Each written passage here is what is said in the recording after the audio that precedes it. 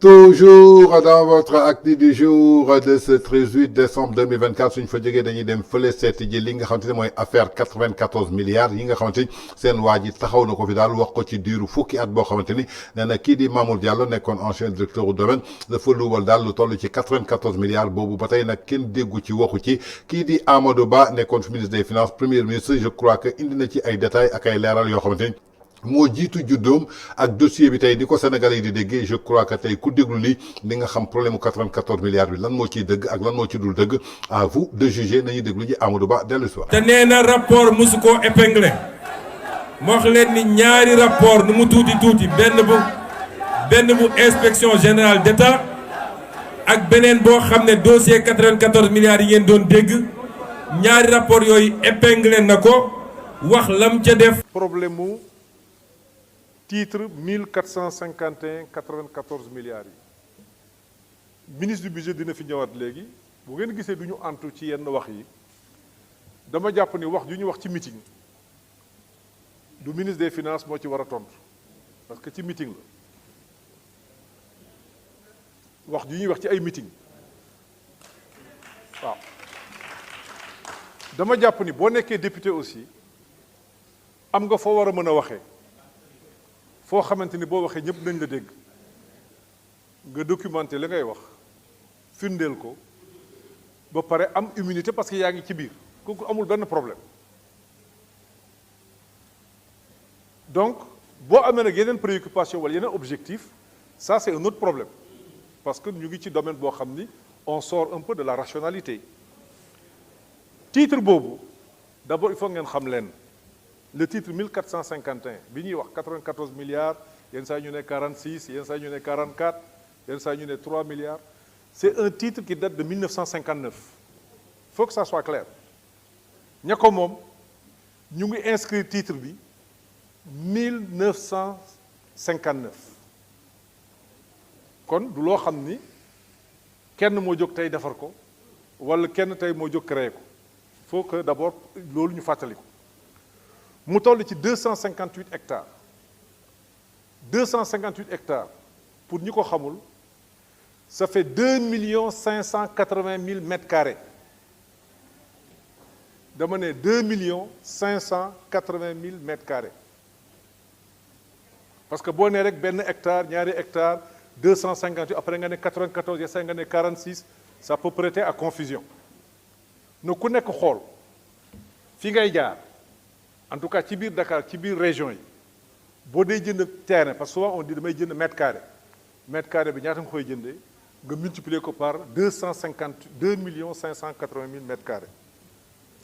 leneen li ci topp li ñu war a téye mooy en 1978 je dis bien 1978 79 famille bi jaay titre bi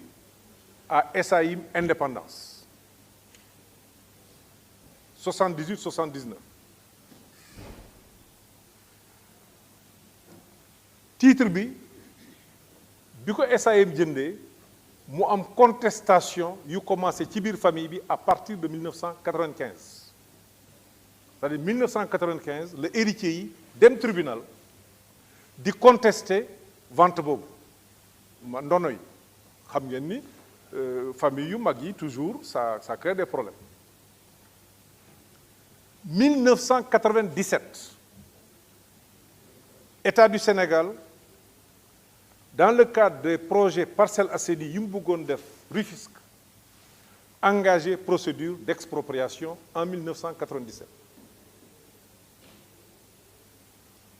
ñu jël ci 121 hectares yoo xam ne ci jamono jooju fayoon nañu SAIM Indépendance fay nañ leen ci 605 millions ci jamono jooju muy acompte la ca des état bi defal leen échange ca jamono jooju 1997 le 9 février 2012 parce que boo nee 2012 rek mën nañu wax ni xëy na président dafa ñëw wala et cetera parce que président bi mu ñëw au mois d'avril le 9 février 2012 après plusieurs années de contestation tribunal bi décidé que Ndiaye moomu daf koy casser en 2012 cela veut dire quoi cela veut dire que lañ ci defoon ba booba daanaka jeex na loolu la tribunal wax ci cour d'appel héritiers yi am ku ñu giseel muy Sofico jaay ko créance bi dans ce cas il faut que ça soit clair Sofico du intermédiaire les cessions de créance activité am la mi ngi koy def ci Sénégal mi ngi koy def ci ay réewu Afrique yu bari c'est une activité régulière connue absolument donc il faut que ñu bañ a wax intermédiation donc c'est une activité de cession de créance ça a été homologué dans la zone barème bi mi ngi tourner autour de 25 000 francs qui est le barème indicatif ñëpp xam nañ ni il y a une commission de conciliation buy daje xool ni ñuy ajuster barème boobu pour éviter ñu dem tribunal sinon c'est le juge des expropriations qui décide loolu aussi mooy li nga xam ni yoon tëral na ko bi Sofico amee homologation boobu tribunal cassé décision bële kenn mënatul contester ni état du Sénégal yoreel na héritier yooyu impossible bi tribunal defee joxe expert pour mu évaluer ko évaluation bi expert bi def ça tournait autour de 250 milliards évaluation bi expert bi def rapport baa ngi fi tribunal ko santoon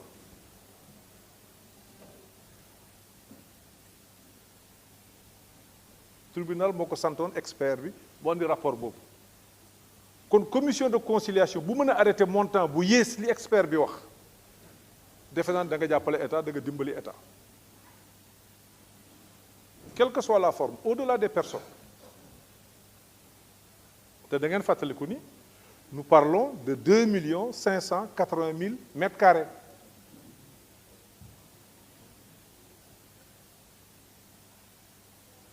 et c'est sur ces entrefaits que la procédure de paiement a démarré procédure de paiement crédit ki koy gérer c'est au niveau de la direction des domaines il n'appartient pas au ministre des Finances de venir de dire telle personne am na nangam bi am na nangam bi opérateur économique boo fi gis dina am benn ñaar 50 opérations avec l'État attention mun ma ñëw rek tey ne Massamba am na 10 milliards wala am na 15 milliards ci nangam bi la ko amee waxu pour loolu du lu ñuy wax di ngeen dégg fii entreprise bu leen ne fayuñu ma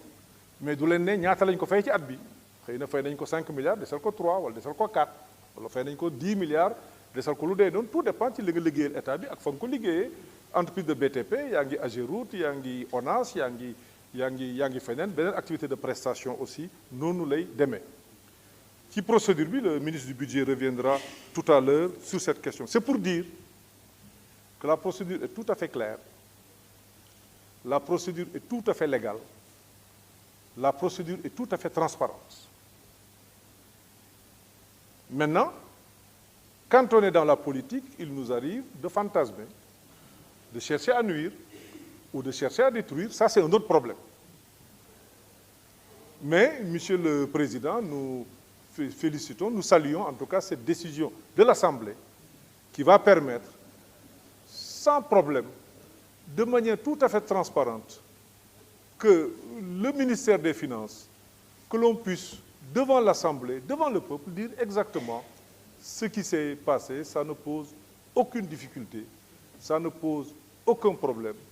la gouvernance voulue et décidée par du président Macky Sall c'est une gouvernance vertueuse c'est une gouvernance transparente maintenant il est tout à fait normal que de temps en temps qu'on critique mais je pense l'honnêteté intellectuelle la rigueur exige que quand on aborde un dossier qu'on l'aborde de la manière la plus professionnelle de la manière la plus sérieuse il faut d'abord rappeler l'histoire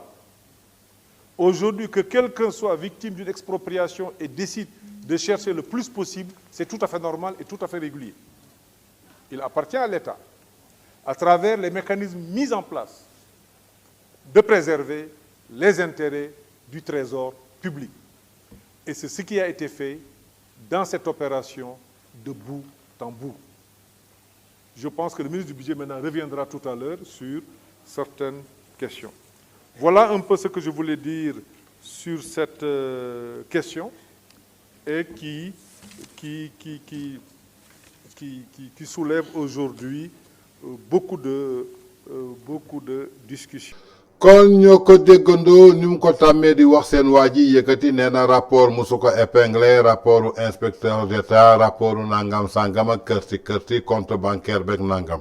fukki at ba léegi amul kenn ku la mën a wax numéro compte bancaire bi fii la am kenn ku la wax ni xaalis bi kii moo ko dugal ak nangam sangam la rax ci dolli tey nag bi nga xamante ni moom moo téye tous les documents lépp lu mu soxla mën na ko am si saa si fi mu toog lay bës bu tomb daal di koy am ba tey ji kenn gisu ko dama ne woon nag vidéo bi sax du ma ci commenté waaye yéen a déggandoo nee na rapport musu ko épinglé toujours dans ses habitudes nii lañ ko xamee rapport épinglé na ko gis naa diw ak nangam sangam am naa preuve nangam sangam te soo ko nee indil preuve mu def 2 heures wala 3 heures de temps daal di bloqué wu ci yoon bi ñoo ko déggandoo muy ay explication yu leer nañ yoo xamante ni Amadou Ba indi na ko loo xamante ni ça date de